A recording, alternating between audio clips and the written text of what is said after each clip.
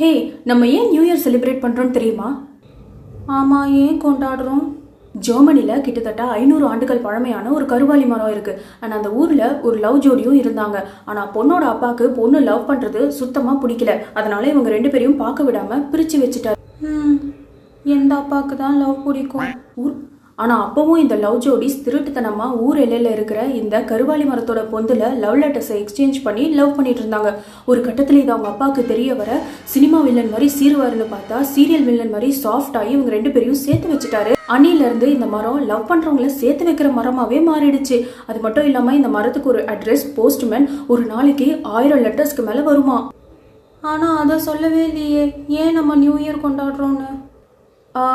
அது எனக்கு தெரியாது. இங்கிலீஷ் படம் பார்க்கும்பொழுது எல்லாரும் சிரிக்கும் பொழுது நம்மளும் சிரிக்கிறது இல்லையா? அந்த மாதிரி உலகமே கொண்டாடும் பொழுது நம்மளும் கொண்டாடிட்டு போவோமே. காரணம் தெரிஞ்சு என்ன பண்ண போறோம்? Happy new year.